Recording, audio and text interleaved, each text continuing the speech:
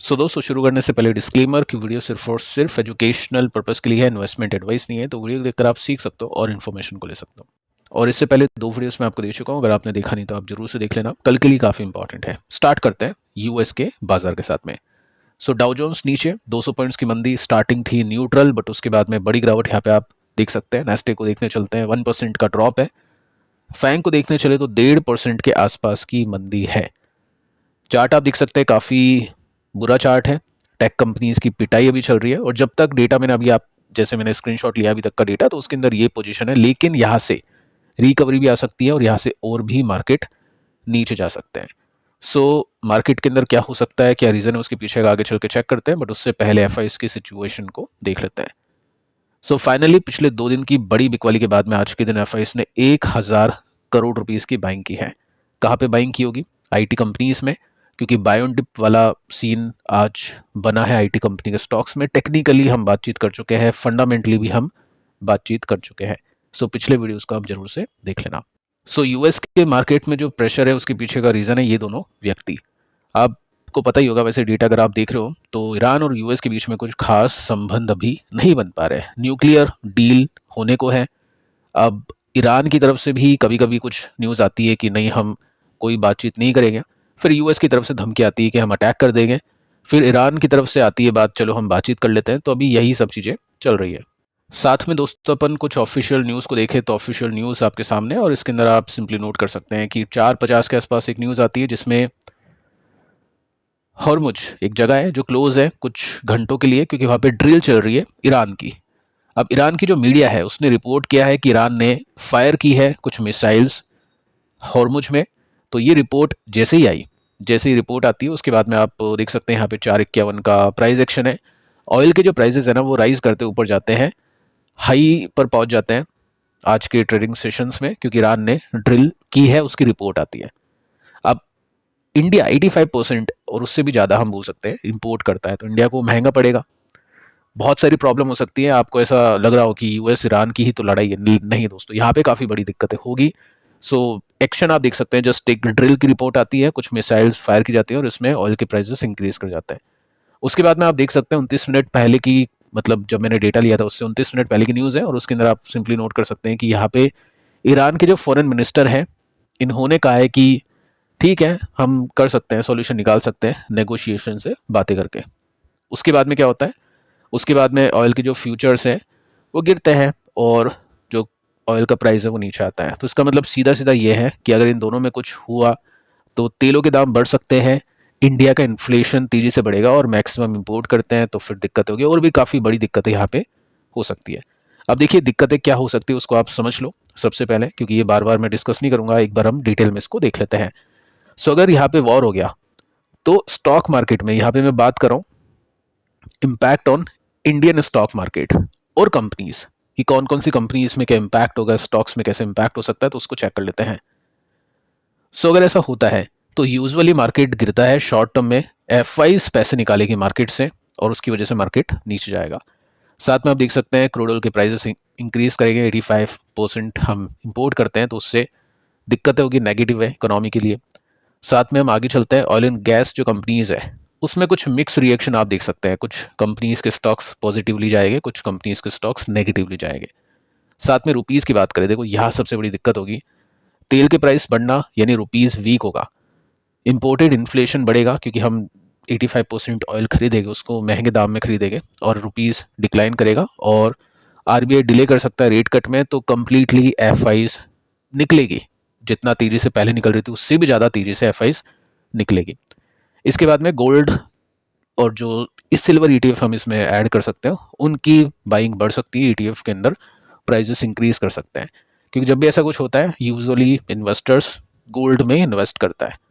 इसके बाद में आप देख सकते हैं डिफेंस सेक्टर ये पॉजिटिव रहेगा, क्योंकि जब भी वॉर होती है तो ग्लोबल जो डिफेंस की स्पेंडिंग है वो बढ़ जाती है। ठीक है, ये सब चीज़ें आप देख सकते हैं अगर वॉर होती है तो। इस वजह से यूएस मार्केट नीचे है, क्योंकि बातों से अभी बात नहीं चल रही है, ड्रिल्स शुरू हो चुकी है ईरान की तरफ से, तो मार्केट को ऐसा लग रहा है कि कहीं कुछ अटैक नहीं हो जाए। इसके बाद में देखिए दोस्तों एक बड़ी खबर और देख लेते हैं।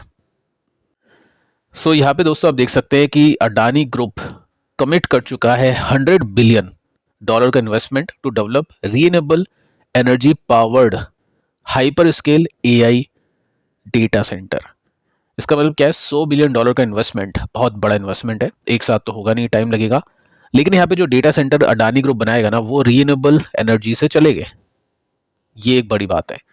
सो यहाँ पे डिटेल में हम चेक कर लेते हैं कि क्या कुछ होने वाला है। तो यहाँ पे आप सिंपली नोट कर सकते हैं कि ये 2035 तक इन्वेस्टमेंट चलेगा, नेक्स्ट 10 साल की यहाँ पे बातचीत की है, जिसके अंदर एआई वर्कलोड, क्लाउड कंप्यूटिंग, ये सब चीज़ें होगी और ये रीनेबल एनर्जी पावर्ड होने वाला है। और सिंपली यहाँ पे हम ये देख सकते हैं कि आगे चल के जो अपना इकोसिस्टम है उसकी वैल्यू होगी $250 बिलियन की। इंडिया की बात करें, डेटा सेंटर्स की, अडानी ग्रुप की जो भी यहाँ पे कोशिश की जा रही है उसकी बात चल रही है। साथ में अडानी ग्रुप एक्सप्लोर कर रहा है partnership with global companies. Example यहाँ पे नाम नहीं लिख रखा है लेकिन नाम मैं बता देता हूँ, गूगल के साथ में बातचीत चल रही है अडानी ग्रुप की। सो ये काफ़ी बड़ी खबर है। और देखो, अगर इंडिया के अंदर डेटा सेंटर की क्रांति लानी है ना, तो ये दो बड़े ग्रुप ही कर सकते हैं, रिलायंस और अडानी। ये छोटी छोटी कंपनीज डेफिनेटली अपना काम करेगी, लेकिन जो बड़ी कंपनीज है ना, वो मेजर रोल प्ले करने वाली है। साथ में एक और कंपनी ऐड कर सकते हैं जिसमें है भारती ग्रुप, एयरटेल। सो उसका भी काफ़ी बड़ा डेटा सेंटर है और काफ़ी अच्छे सॉलिड एक्सपेंशंस वहाँ पे चल रहे हैं। सो देखते हैं कि क्या रिएक्शंस आते हैं डेटा सेंटर वाली कंपनीज में, क्योंकि यहाँ पे कंपटीशन बढ़ेगा, बड़ी कंपनीज एंट्री करेगी। तो अब दोस्तों बात करते हैं कुछ कंपनीज को लेकर, कुछ बड़ी खबरें हैं, क्वेश्चंस भी आप क्या है कुछ कंपनीज को लेकर, उसको चेक कर लेते हैं। फर्स्ट कंपनी है हैप्पीएस्ट माइंड। स्टॉक ने 1% की तेजी के साथ में क्लोजिंग दी है, क्योंकि इन्फोसिस ने पार्टनरशिप की है एंथ्रोपिक के साथ में, तो उसकी वजह से काफ़ी सारी कंपनीज के स्टॉक चले हैं। साथ में आप देखो, अभी की न्यूज़ देख लो सबसे पहले, कि कंपनी ने कहा है कि हम रिवील करने वाले हैं एआई पार्टनरशिप सून। कंपनी ने ट्रेलर भी नहीं दिया है, टीजर दिया है कि कुछ ना कुछ हम लेके आने वाले हैं, एआई पार्टनरशिप आएगी सून। अब हो सकता है कोई बड़ी कंपनी हो, जब भी इस तरह की सस्पेंस यहाँ पे रखी गई है।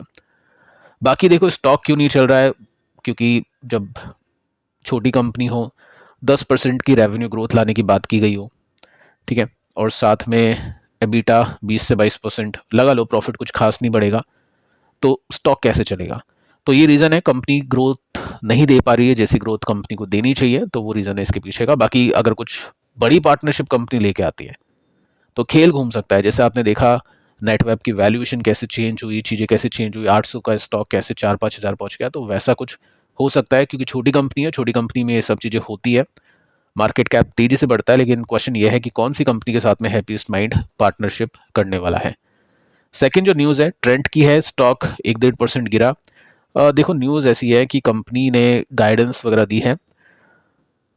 सबसे पहले हम ये देख लेते हैं, गाइडेंस कुछ ऐसी है कि देखो, गाइडेंस तो कंपनी पहले दे चुकी है, लेकिन कंपनी ने साथ में ये बोला है कि हम स्मॉलर टाउन के ऊपर अब फोकस करने वाले हैं, जहां पे छोटी सिटीज हैं, लेकिन वहां से कंपनी का जो रेवेन्यू है और जो स्पेंडिंग है वो लार्जर सिटीज के कंपैरिजन में कम आता है। फिर ये क्यों फोकस कर रहे हैं, तो ये थोड़ा सा इन्वेस्टर को समझ में नहीं आया। सेकंड, आप देख सकते हैं जो कंपनी ने गाइडेंस दी है कि हम इतने स्टोर्स ओपन कर देंगे, एनालिस्ट कहते हैं कि वो जो गाइडेंस है कंपनी मिस कर देगी, कंपनी पूरा ही नहीं कर सकती है। क्यों? क्योंकि कंपनी ने अभी सिर्फ 9 जूडियो के स्टोर्स ऐड किए हैं और टारगेट है फाइनेंशियल ईयर 26 का 180 से लेकर 200 स्टोर्स का, ठीक है। आप यहाँ पे देख सकते हैं, तो 90 से 110 स्टोर्स ओनली Q4 में ओपन करना लुक्स डिफिकल्ट, मैं तो कहूँगा इम्पॉसिबल है। तो ये न्यूज़ है जो अच्छी नहीं है ट्रेंड को लेकर। इसके बाद में कल्याण ज्वेलर्स 1% के साथ में स्टॉक नीचे, और एक न्यूज़ आई थी पहले जिसमें यहाँ पे आप देख सकते हैं कि कंपनी ने सेबी को बोला है कि हमारे स्टॉक के अंदर कुछ मैनिपुलेशन चल रहा है, तो इसको देखो, एफएनओ के अंदर से इसको हटा दो। साथ में आज की जो न्यूज़ है उसके अंदर आप सिंपली नोट कर सकते हैं कि प्रमोटर ने एक्वायर किया एक्स्ट्रा 4.65 लाख स्टॉक्स। 9 फरवरी से कंपनी का जो प्रमोटर है वो स्टॉक को खरीदते जा रहा है और तकरीबन 9 लाख स्टॉक्स बाय कर लिए। तो बहुत बड़ी न्यूज़ है, एक तरफ से मोतीलाल ओसवाल बेच रहा है और प्रमोटर ले रहा है। देखो, पहले भी कुछ एलिगेशन लगे थे। एलिगेशन ये थे कि कल्याण ज्वेलर्स के प्रमोटर ने रिश्वत दी है मोतीलाल ओसवाल के फंड मैनेजर को कि आप हमारे स्टॉक को खरीदो, ऊपर पहुंचा दो, उसके बाद में फिर बेच देना, तो हमारा फ़ायदा होगा। लेकिन वो जो खबर थी वो सब गलत थी। दोनों कंपनीज ने, मतलब मोतीलाल ने कल्याण ने, दोनों ने ऑफिशियली इसको डिनाई किया। देखो, प्रमोटर को बेचना होता तो प्रमोटर खरीदता क्यों, वो भी बात सही है। तो अभी तो प्रमोटर की बाइंग चल रही है और 9 साढ़े 9 लाख शेयर्स की, आई थिंक इसमें होल्डिंग भी अच्छी खासी इनकी है, 60+ % का स्टेक है। हाँ चलो ठीक है, यहाँ पे डेटा भी है, 62% के स्टेक हैं, अभी तक बेचा नहीं है कोई मेजर स्टेक। बट देखो बात ये है ना कि प्रमोटर खरीदेगा तो उससे कॉन्फिडेंस आता है कि हमारे पास में कंपनी का स्टॉक है तो ठीक है, हम रख सकते हैं, क्योंकि प्रमोटर खरीद रहा है और प्रमोटर होल्ड कर रहा है। लेकिन वो जो स्टॉक है वो चलेगा जब जब एफ आईज उसमें आएगी। प्रमोटर 60 हो या 70 हो कोई मतलब नहीं करता है। एफ आईज अगर 10 की 15 भी हो जाती है ना, तो स्टॉक 3-4 गुना भी हो जाता है। अगर वो मार्केट कैप कम हो, तो बड़ा मार्केट कैप हो तो फिर वो स्लो चलता है। एग्जाम्पल दे रहा हूँ जस्ट मैं आपको। तो यहाँ पे ये 14% का स्टेक अगर 16, 17, 18 हो गया तो स्टॉक यहाँ से ऑल टाइम हाई भी जा सकता है। सो पॉइंट ये है कि एफ आईज की बाइंग आनी चाहिए, और वो जब आएगी जब कंपनी अपनी अर्निंग्स को अच्छी पेश करेगी। एसआरएफ को लेकर एक न्यूज़ है जिसमें आप देख सकते हैं इसकी एक पेरेंट कंपनी है जिसका नाम है कामा होल्डिंग, 3% का स्टेक बेचेगी और ये कंप्लीट होगा मार्च तक। स्टॉक आज ही 3% नीचे गिर गया। सो हैप्पीस्ट माइंड, एक सस्पेंस दिया है कंपनी के प्रमोटर्स ने कि कुछ डील वगैरह होगी। बाकी फ़िलहाल टेक्निकल्स में अगर आप पूछना चाहते हो तो मत पूछो, क्योंकि ना आपको आना चाहिए कि जब देखो गिरावट का पेस कैसा था, बहुत तेज़ी से, उसके बाद में गिरावट हल्की हुई, लेकिन गिरावट चल रही थी, रेसिस्टेंस इसके नीचे शिफ्ट करे तो वीकनेस। अब वापस से वो जो पेस था गिरावट का, ये जो पेस था इससे भी ज़्यादा तेज गिरावट चल रही है। तो कुछ है नहीं अभी इस कंपनी के अंदर, जो खरीदेगा जहाँ खरीदेगा कुछ टाइम बाद उसको नुकसान होगा, ऐसा चार्ट बना हुआ है। लेकिन अगर कुछ अच्छी पार्टनरशिप होती है तो दिखेगा आपको चार्ट के पैटर्न में, उसके बाद में आराम से इन्वेस्टर खरीदारी करेगा। ट्रेंड को देखने चले तो कुछ है नहीं यहाँ पे खास। यहाँ पे देखो, अगर आप नोटिस करोगे तो एक चैनल से बाहर आ चुका है, लेकिन ऐसा पहले भी हुआ था। सो कुछ है नहीं यहाँ पे भी खास, कंपनी कुछ कर नहीं पा रही। कंपनी कोशिश कर रही है कि चलो ठीक है ये ट्राई करते वो ट्राई करते, लेकिन कंपनी वैसी ग्रोथ नहीं दे पा रही जैसी ग्रोथ 23, 24, 22 में कंपनी ने दी थी। इसके बाद में कल्याण ज्वेलर्स, प्रमोटर की बाइंग बता चुका हूँ मैं आपको, अच्छी बात है, लेकिन स्टॉक यहाँ से तब उड़ेगा जब एफ आई की बाइंग आएगी।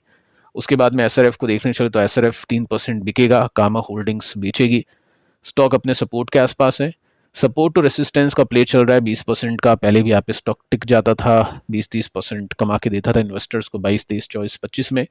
26 में देखते ही ये कंटिन्यूसली ये चलता है गेम या फिर नहीं। सो मार्केट देखिए दोस्तों, भी कुछ ऐसा बना हुआ है कि कहीं पर भी कुछ भी नहीं है, कमाई के कोई कोई सोर्स नहीं है अभी मार्केट के अंदर, चाहे वो इक्विटी हो, गोल्ड सिल्वर हो, या फिर क्रिप्टो हो, या कुछ भी हो।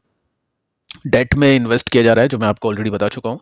सो बेटर यही है, इन्वेस्टर्स अभी के समय क्या कर सकते हैं, कैश को होल्ड कर सकते हैं, शांति से बैठेंगे, देखेंगे चीज़ों को कैसी प्ले करती है, कहाँ पे क्या होता है। आईपीओ को एग्जाम्पल के वे में आपको दिखाऊंगा कि काफ़ी इन्वेस्टर्स गलती करते हैं, आईपीओ में खरीदारी कर लेते हैं, प्रॉफिट बुक नहीं करते हैं, स्टॉप लॉस को ट्रेल नहीं करते हैं। डाउन ट्रेंड वाली कंपनी में, जो आईपीओ वाली नहीं भी है ना, उनकी भी स्थिति सेम है, वो भी कंपनी के अंदर लोग खरीदारी करते हैं, स्टॉक गिरता रहता है। ठीक है, सो ब्लाइंड बाइंग नहीं करनी है कि कोई भी स्टॉक गिर रहा है तो उसको खरीद लेते हैं। एग्जाम्पल देता हूँ, देखो काफ़ी सारी कंपनीज आई थी आईपीओ में, फर्स्ट क्राई जैसा नाम वैसा काम कर दिया है यहाँ पे, इन्वेस्टर्स का भी फर्स्ट क्राई निकल गया देख के इसको, 65% नीचे है ऊपर से। ठीक है, उसके बाद में हम ये देखते हैं ओला, सबको पता है यहाँ पे 70% नीचे, और अर्बन कंपनी, इसका भी जो ट्रेंड है वो भी डाउन है। साथ में मीशो भी देख सकते हैं, ये भी नीचे है। उसके बाद में डिलीवरी, देखो एग्जाम्पल मैंने आपको दिया है, ये स्टॉक लिस्टिंग के बाद में, सो ये पैटर्न अगर आप देखोगे तो लिस्टिंग हुई थी इसकी 2022 में, उसके बाद में स्टॉक थोड़ा सा चला, उसके बाद में क्रैश। तो यहाँ तक का डेटा भी अपने पास में है हमारी कुछ कंपनीज का, जो भी हमने देखा है स्टार्टअप वाली कंपनीज का। अब देखिए काफ़ी सारी कंपनीज या कुछ कंपनीज में कहूँगा रिकवर कर जाती है, जोमेटो जैसी बन जाती है। मैक्सिमम 95% जो कंपनीज है वो रिकवर नहीं कर पाएगी, या तो वो 10-20 साल तक नीचे रहेगी या फिर वो डिलिस्ट हो जाएगी। एग्जाम्पल आप देख सकते हैं 23, 24, 25, 26 स्टॉक नहीं चला। तो इसीलिए जब तक प्रॉपर रिवर्सल नहीं हो, अर्निंग्स के अंदर चेंजेस नहीं आए, जब तक स्टॉक को नहीं खरीदते हैं, नहीं तो फिर दिक्कतें होती है। एनएसडीएल के ऊपर भी क्वेश्चन आ रहे हैं, देखो यहाँ पे भी प्रॉब्लम चल रही है, स्टॉक ओवर वैल्यूड लिस्ट हुआ था, जीएमपी मिल गया, ठीक है, उसके बाद में स्टॉक नीचे। सीडीएसएल वर्सेस एनएसडीएल अगर आप करोगे तो आपको सीडीएसएल ही आगे दिखेगा, तो उस एनएसडीएल की जो वैल्यूएशन है सीडीएसएल से काफ़ी कम होगी, तब जाके वो चलेगा, अदरवाइज जब तक स्टॉक बिकेगा नीचे। सो फिलहाल दोस्तों इस वीडियो में इतना ही, पिछले दोनों वीडियोस आप देख लेना, मिलते हैं कल, तब तक के लिए शुभ रात्रि।